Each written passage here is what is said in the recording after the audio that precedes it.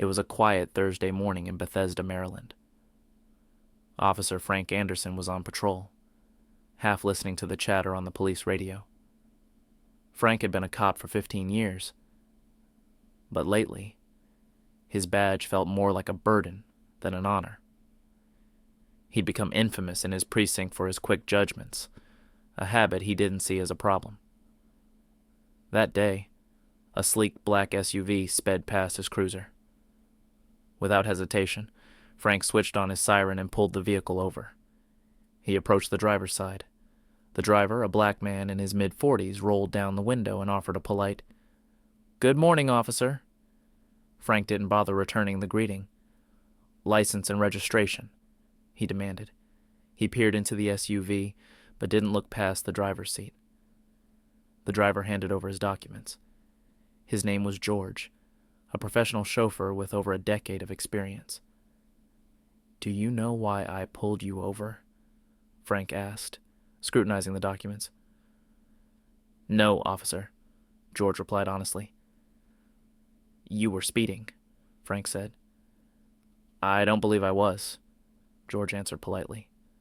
This response seemed to irritate Frank. He leaned closer and his tone turned sharp. "Are you arguing with me?" "No, sir. I'm just saying I've been keeping to the limit." Frank narrowed his eyes, ignoring the driver's calm demeanor. "Step out of the car," he ordered.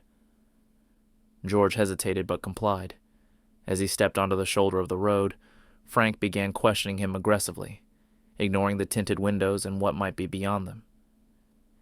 Inside the SUV, the passenger in the back seat watched the scene unfold silently. Donald Trump adjusted his seat slightly. He had chosen to ride with George that day to enjoy a quieter trip to his favorite golf course. No media, no motorcade, just him and his driver. But this wasn't the peaceful ride he'd envisioned. Frank was midway through accusing George of having a suspicious attitude when he heard the rear window roll down. He turned, and his eyes widened as Donald Trump's unmistakable face came into view. "Is there a problem here?" Trump asked casually. His tone was light, but his eyes were sharp. Frank froze. The realization of who he had just profiled hit him like a freight train. His mind scrambled for an explanation, but his mouth hung open, unable to form words. "I asked, is there a problem?"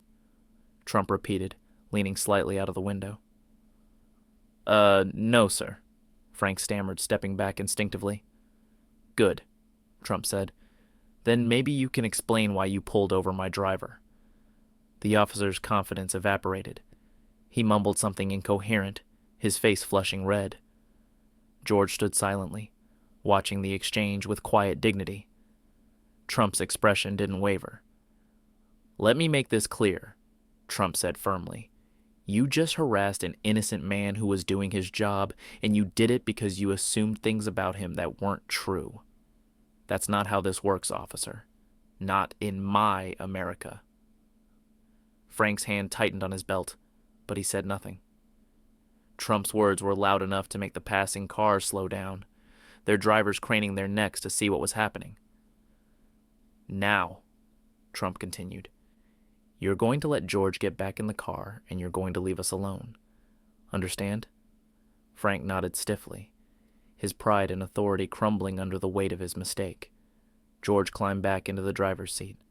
As the SUV pulled away, Frank stood on the side of the road, humiliated and shaken. Little did he know, his day was about to get much worse. Frank returned to his patrol car, his mind clouded with the embarrassment of what had just happened. He hadn't merely offended a civilian. He had profiled the driver of one of the most influential men in America. He tried to brush it off, telling himself that nothing more would come of it. After all, who could have predicted that Donald Trump, the former president of the United States, would be in the back seat of a random SUV? But by the time he reached the precinct, the news had already started to spread like wildfire. A few of his colleagues avoided eye contact as he walked in, while others exchanged knowing glances. He barely had time to sit at his desk before his commanding officer, Captain Roberts, called him into the office. Anderson. Take a seat, Captain Roberts said curtly.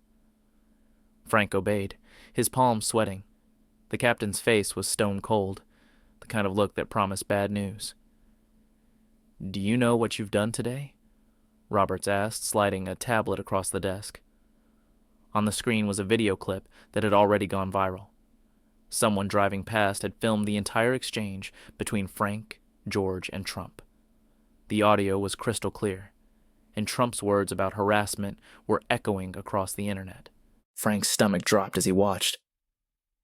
This, Roberts said, pointing to the screen, is not just a mistake. It's a national disgrace. Captain, I didn't know he was... Frank began, but Roberts cut him off with a raised hand. That's the problem, Anderson. It shouldn't matter who he was. You racially profiled a man doing his job, and now the whole world knows about it. Frank tried to explain, but it was useless. The captain handed him a suspension notice. Turn in your badge and gun, effective immediately. Frank's protests were ignored. He left, the office in a daze, feeling the eyes of every officer in the precinct on him. Meanwhile, at his Mar-a-Lago residence, Donald Trump was on a call with the police commissioner. His tone was calm but resolute. This isn't about me, Trump said.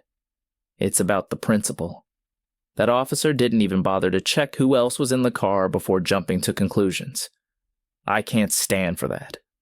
The commissioner assured Trump that action would be taken, but Trump wasn't satisfied with vague promises.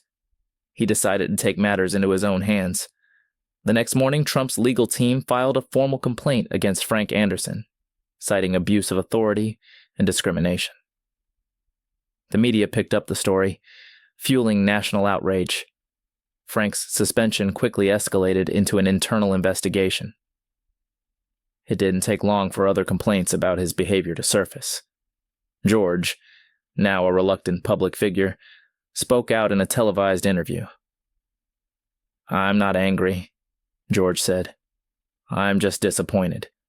People like Officer Anderson make it hard for hardworking individuals like me to do our jobs without fear.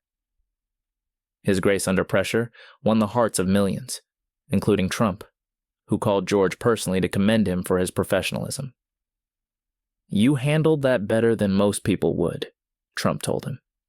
I respect that. As the investigation concluded, Frank was officially terminated from the police force. The precinct issued a public apology, and new training programs were implemented to address racial bias. George, meanwhile, received an outpouring of support. Trump even invited him to a golf game as a gesture of goodwill. And this brings us to the end of the story. Thank you for watching till the end. I hope you enjoyed the story. If you did, don't hesitate to like the video and share it with your friends too. Subscribe to our channel and turn on the notification bell for more fascinating stories. Have a nice day.